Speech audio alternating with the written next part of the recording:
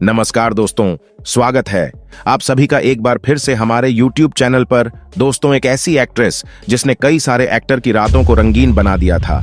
आज हम बात करेंगे ऐश्वर्या राय के उन काले राजों के बारे में जिसके बारे में शायद आप नहीं जानते होंगे।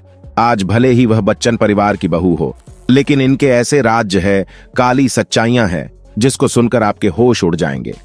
ऐश्वर्या ने साल 1991 में इंटरनेशनल सुपर मॉडल कॉन्टेस्ट जीता ही था, जिसके बाद ऐश्वर्या आमिर खान और महिमा चौधरी के साथ पेप्सी की एक एड में नजर आई थी।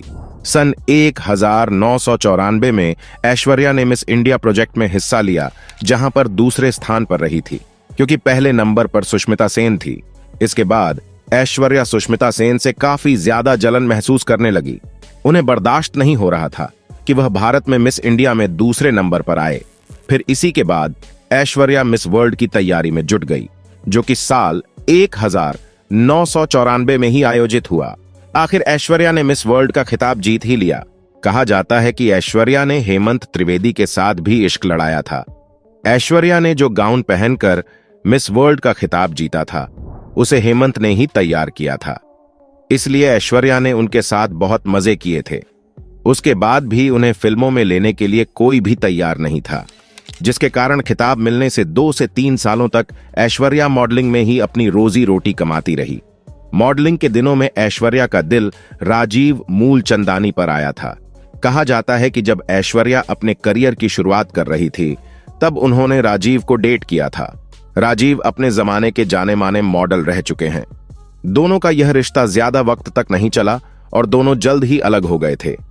और जब ऐश्वर्या पर डायरेक्टर्स की नजर पड़ी, तब जाकर उन्हें फिल्मों में पहला ब्रेक मिला, साल 1997 में, जो कि तेलुगु फिल्म हीरोवर थी, जिसे मणि रत्नम ने निर्देशित किया था। इसके बाद बॉलीवुड में भी एक फिल्म इसी साल में मिल गई, जो थी और प्यार हो गया, जिसमें लीड रोल में थे बॉबी देओल और ऐश्वर्या राय। पहली हिंदी फिल्म ऐश्वर्या राय की फ्लॉप साबित हुई, लेकिन ऐश्वर्या की इन्हीं फ्लॉप फिल्मों से फिल्में मिलना शुरू हो गई। लेकिन 1998 में ऐश्वर्या की किस्मत मानो खुल सी गई। उनकी इतनी सारी फ्लॉप फिल्मों के बाद एक और पहली फिल्म हिट हुई और वह थी जीन्स, और बॉलीवुड में सफलता मिली। साल 1999 में आई फिल्म हम दिल दे चुके सनम से, जो कि अजय देवगन और सलमान खान के साथ थी। हम दिल दे चुके सनम फिल्म ऐश्वर्या के जीवन में कई मायनों में टर्निंग पॉइंट साबित हुई। एक तो इस फिल्म ने ऐश्वर्या को बॉलीवुड में स्थापित कर दिया था, और दूसरी ओर अहम बात जो थी वह यह थी कि इसी फिल्म के दौरान सलमान खान और ऐश्वर्या की प्रेम कहानी शुरू हुई थी।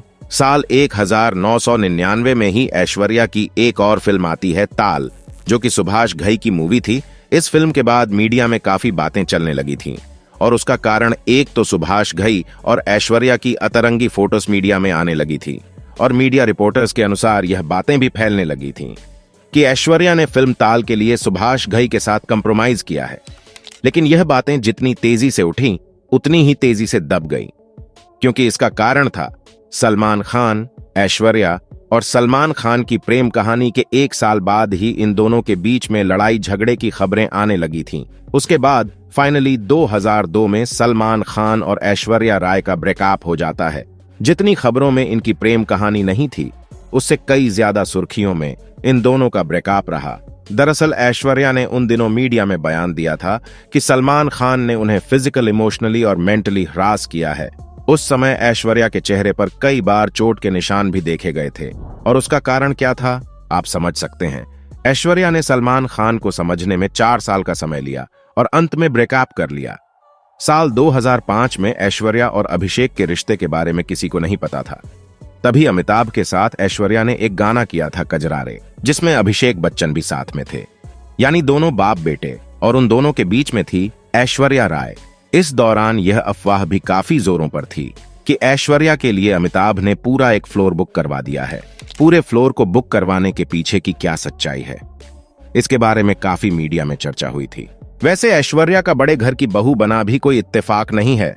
दरअसल सलमान खान के कारण ऐश्वर्या का कैरियर पूरी तरह बर्बाद के कगार पर पहुंच गया था। उन्हें किसी बड़े कलाकार का साथ चाहिए था ऊपर उठने के लिए, और उसके लिए ऐश्वर्या राय अपना नाम किसी बड़े घराने से जोड़ना चाहती थी, ताकि अपना जो भविष्य है उसको वह सिक्योर कर सके। साल 2007 में ऐश्वर्या ने अभिषेक से शादी कर ली।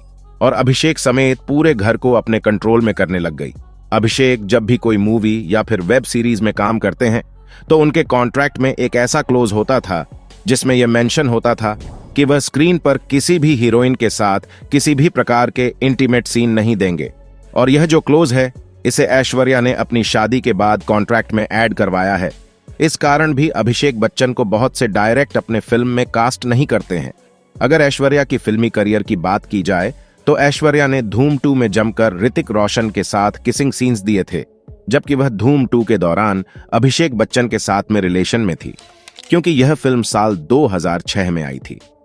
धूम 2 ऋतिक रोशन के साथ में किसिंग सीन्स को लेकर भी काफी ज्यादा बवंडर खड़ा हुआ था, और वह बवंडर खड़ा करने वाली थी अभिषेक बच्चन की फैमिली। यह भी कहा जाता है कि अभिषेक की फैमिली ने इस सीन को हटवाने के लिए यशराज बैनर से संपर्क भी किया था। ऐसे ही बवंडर हुआ था। ए दिले मुश्किल के दौरान ऐश्वर्या ने अपने 10 साल छोटे रणबीर कपूर के साथ इंटीमेट सीन्स दिए थे, वह भी एक 7 साल की बच्ची के होते हुए। इस सीन को लेकर भी बच्चन परिवार ने काफी तांडव किया था, लेकिन बताया जाता है कि इस सीन के दौरान खुद ऐश्वर्या ने अपनी रजामंदी दी थी कि वह फिर से फिल्मों में वापस आना चाहती है और हर तरह के रोल करना चाहती है, फिर चाहे उसके साथ असलियत में ही वह सब क्यों ना हो रहा हो।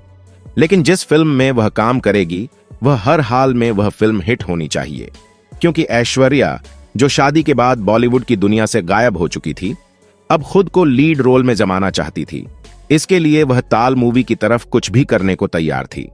रणबीर कपूर के साथ में जिस तरह से ऐश्वर्या राय बच्चन ने सीन्स दिए थे, वह भी अभिषेक बच्चन को बिना बताए उस समय बच्चन परिवार में काफी तहलका मच गया था।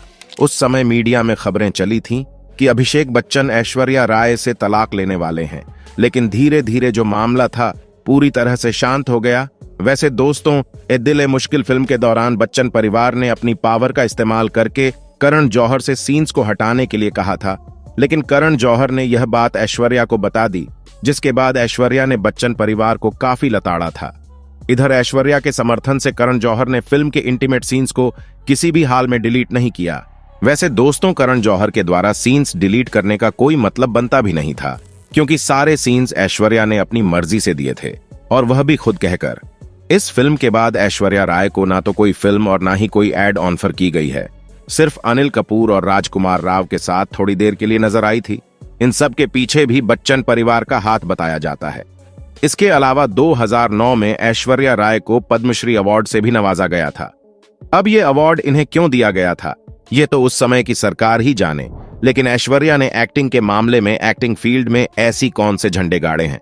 खैर, आपका क्या कहना है नीचे कमेंट करके जरूर बताइएगा, और अगर आपको यह वीडियो अच्छा लगा हो तो इस वीडियो को लाइक करेगा, शेयर करेगा ज्यादा से ज्यादा लोगों तक, और ऐसे ही और भी रोचक जानकारी के लिए सब्सक्राइब करें हमारे YouTube चैनल को।